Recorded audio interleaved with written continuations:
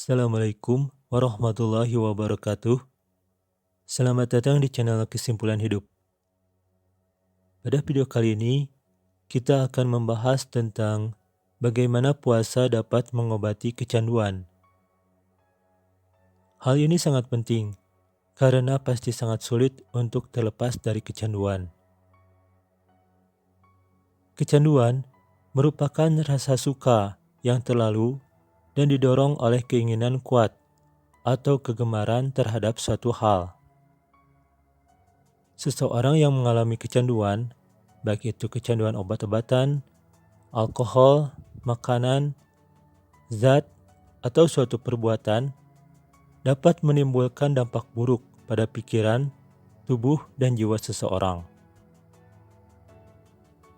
Kecanduan pada seseorang terjadi dalam beberapa tahap, dimulai dengan munculnya keingintahuan terhadap sesuatu, dan berlanjut menjadi menyukai hal tersebut.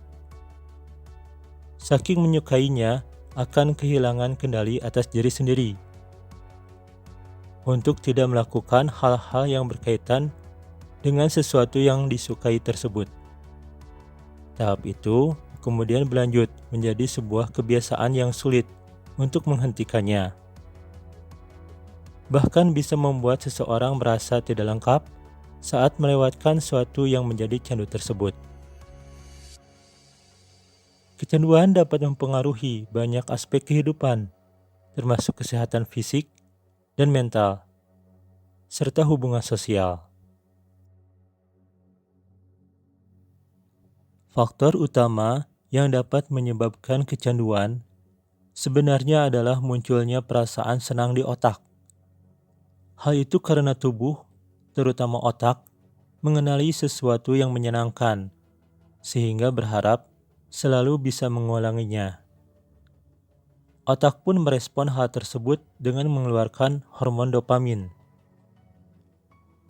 Dopamin adalah suatu hormon sejenis neurotransmitter atau zat yang menyampaikan pesan dari satu saraf ke saraf yang lain.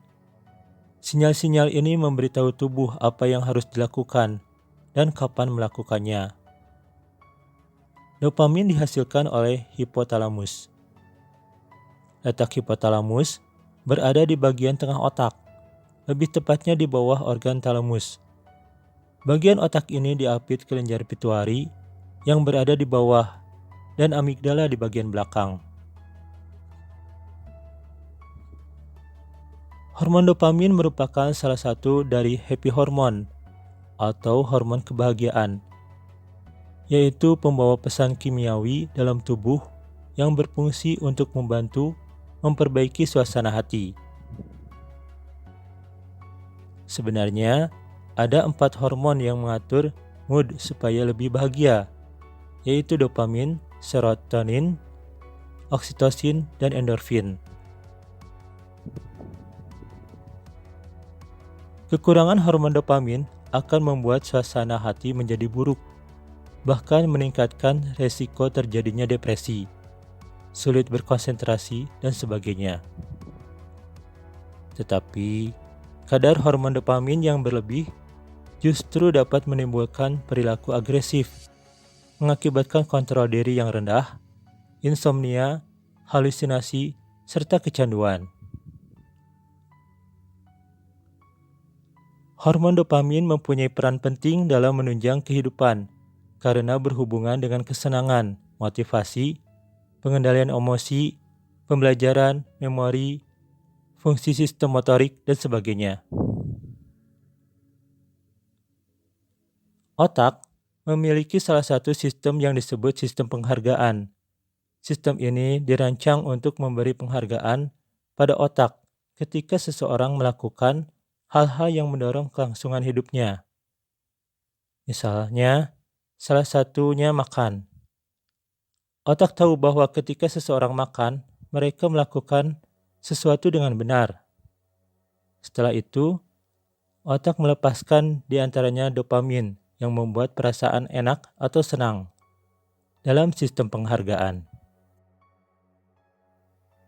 Meskipun neurotransmitter, tetapi dopamin memiliki 4 jalur utama Di antaranya, 1. Jalur dopamin mesokortikal berhubungan dengan kognisi, memori kerja, dan pengambilan keputusan. Ketika terjadi disfungsi dalam jalur ini, mengakibatkan seseorang mengalami konsentrasi yang buruk dan ketidakmampuan mengambil keputusan. 2. Jalur dopamin nigrostriatal terlibat dalam perencanaan motorik. Berkurangnya jumlah neuron dopamin pada jalur ini merupakan aspek utama dari gangguan kontrol motorik. Ketiga, jalur dopamin tuberoinfundibular. Di sini dopamin berfungsi menghambat pelepasan prolaktin. Peningkatan prolaktin dapat mempengaruhi siklus menstruasi, libido, kesuburan, dan kesehatan tulang. Keempat, jalur dopamin mesolimbik sangat terlibat dalam fungsi dopamin yang paling umum, yaitu kesenangan dan penghargaan. Jalur ini dimulai di area ventral tegmental atau VTA. VTA adalah nukleus kaya dopamin yang menutupi bagian otak tengah dan memproyeksikan potensi aksi dopaminergic ke area lain di otak yang disebut nukleus accumbens atau NAC. Di sini, di NAC, dopamin terutama memediasi perasaan senang dan penghargaan. Jadi, setiap seseorang menghadapi rangsangan yang bermanfaat atau menyenangkan seperti makanan, seks, obat-obatan, dan lain-lain, dopamin dilepaskan dan mengirimkan sinyal dari VTA ke NAC yang menciptakan perasaan positif yang memperkuat perilaku tersebut. Stimulasi NAC penting untuk menjaga aktivitas kita sehari-hari. Namun, rangsangan yang berlebihan dapat menyebabkan keinginan terhadap sesuatu yang merangsang NAC. Zat-zat ini secara langsung meningkatkan aktivitas dopaminergic dalam jalur mesolimbik, menciptakan perasaan euforia yang intens, mengatasi nafsu yang intens yang mendasari disfungsi pada jalur mesolimbik bisa menjadi sangat sulit. Ketika kecanduan, zat atau perilaku adiktif lebih kuat daripada sesuatu yang sehat atau alami.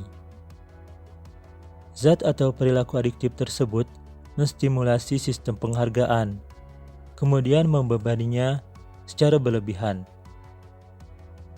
Paparan berulang terhadap zat atau perilaku adiktif menyebabkan sel-sel saraf pada sistem penghargaan berkomunikasi sedemikian rupa, sehingga memotivasi untuk mengambil tindakan mencari sumber kesenangan dan melakukannya. Zat dan perilaku adiktif membanjiri otak dengan dopamin. Otak kita tidak memiliki cara yang mudah untuk menahan serangan gencar. Pada seseorang yang kecanduan, reseptor otak menjadi kewalahan. Sebagai solusi, otak merespon dengan memproduksi lebih sedikit dopamin atau menghilangkan reseptor dopamin. Sebuah adaptasi yang mirip dengan mengecilkan volume pengeras suara ketika kebisingan menjadi terlalu keras. Hasil dari adaptasi ini, pengaruh dopamin terhadap pusat penghargaan di otak menjadi lebih kecil. Orang yang mengalami kecanduan biasanya mendapati bahwa seiring berjalannya waktu, zat atau perilaku yang diinginkan tidak lagi memberi mereka kesenangan. Mereka harus mengkonsumsi lebih banyak untuk mendapatkan dopamin yang tinggi, yang sama karena otak mereka telah beradaptasi. Pada titik ini, paksaan mengambil alih kenikmatan yang terkait dengan zat atau perilaku yang adiktif mulai mereda. Namun ingatan akan efek yang diinginkan dan kebutuhan untuk menciptakannya kembali tetap ada, seolah-olah mesin motivasi yang normal tidak lagi berfungsi. Bagian dari otak yang berhubungan dengan penyimpanan informasi, yaitu hipokampus dan amigdala, menyimpan informasi tentang isyarat lingkungan atau situasi pemicu yang berkaitan dengan zat atau perilaku yang adiktif, sehingga dapat ditemukan kembali. Ingatan ini membantu menciptakan keinginan yang kuat. Setiap kali seseorang menemukan isyarat lingkungan atau situasi pemicu tersebut, keinginan yang tidak terbendung tidak hanya pada proses kecanduan, tetapi juga dapat kambuh setelah susah payah berhenti dari kecanduan. Jalan panjang menuju pemulihan, karena kecanduan dipelajari dan disimpan di otak sebagai memori.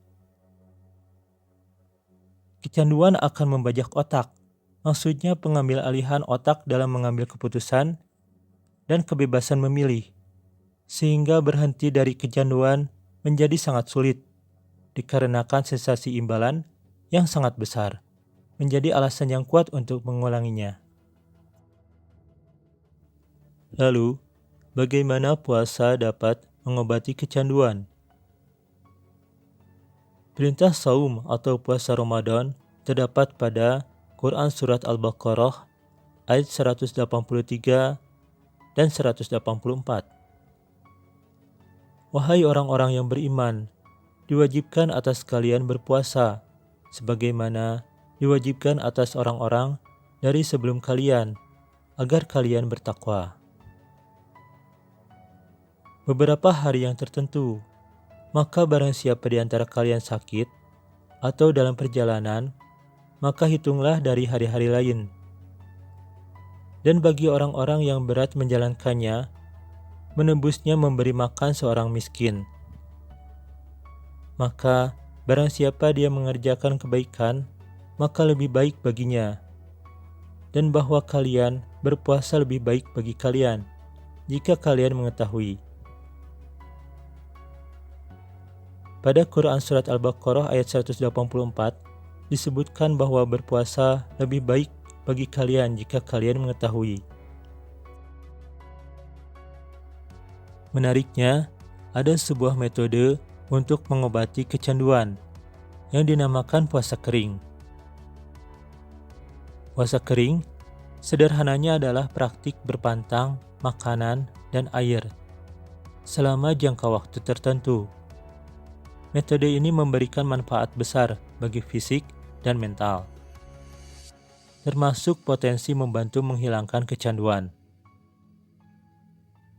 Jenis puasa ini sangat mirip dengan puasa yang biasa dilakukan oleh umat Muslim.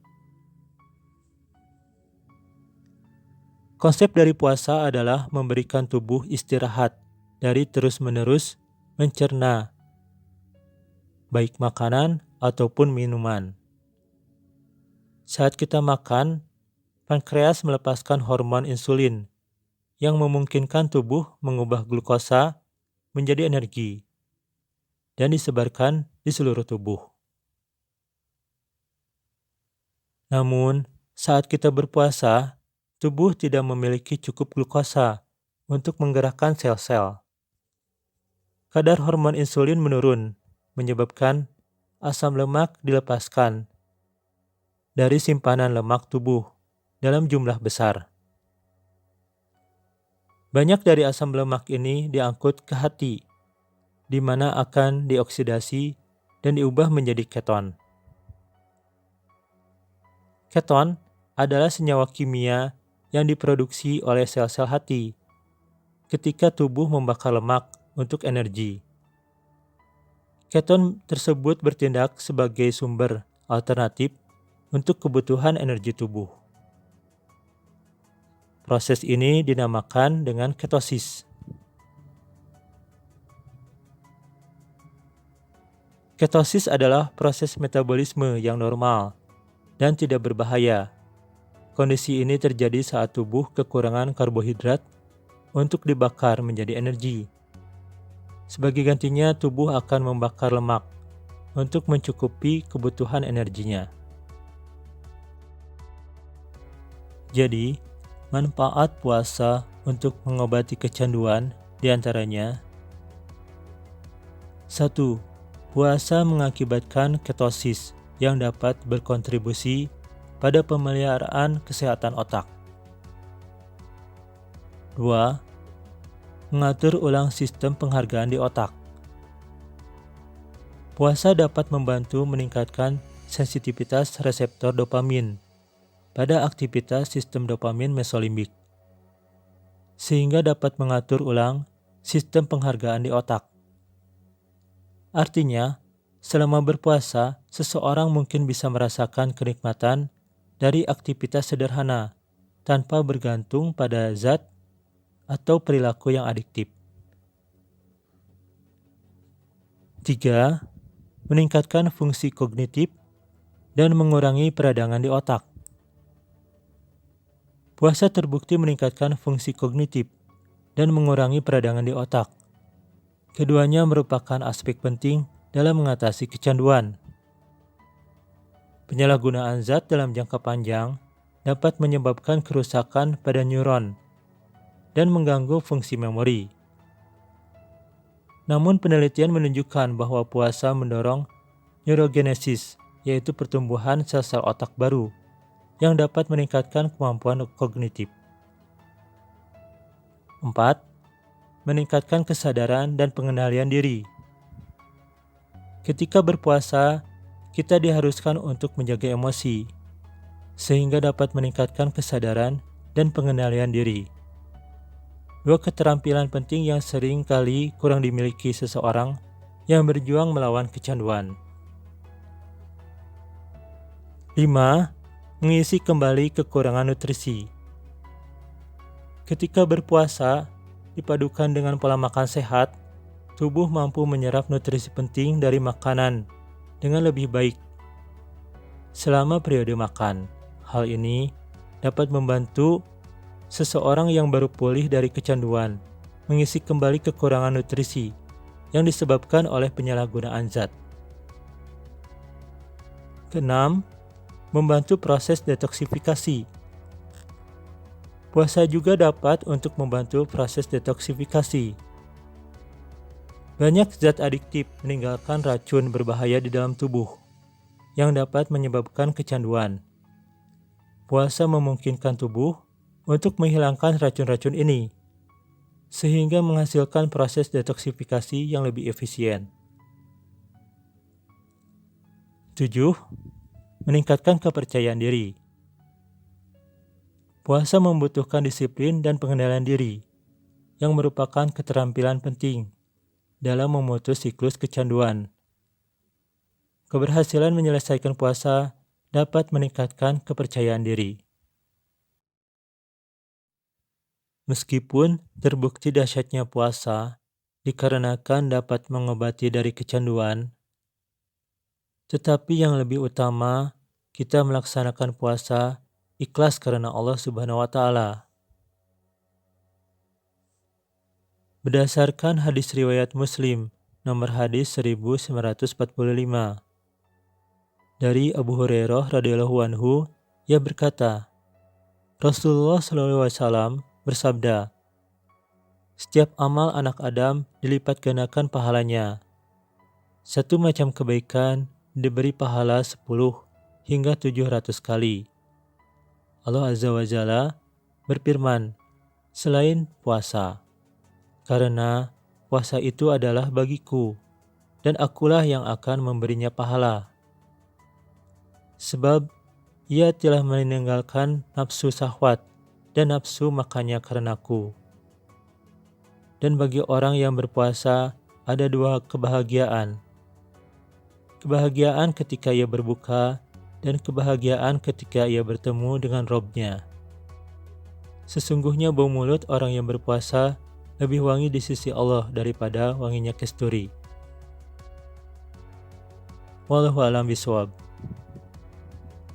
Subhanakallahumma rabbana wa bihamdika Allahumma gfirli yatawalu Quran. Konten ini hanya berbagi ilmu. Maaf jika dalam pembahasannya masih banyak kekurangan dan terdapat kesalahan. Terima kasih sudah menonton video ini. Semoga kita semua dalam keadaan sehat, jiwa dan raga, juga menjadi pribadi yang lebih baik. Referensi ada di deskripsi. Silahkan kalau ada yang mau menulis komentar, saran atau kritik. Wassalamualaikum warahmatullahi wabarakatuh.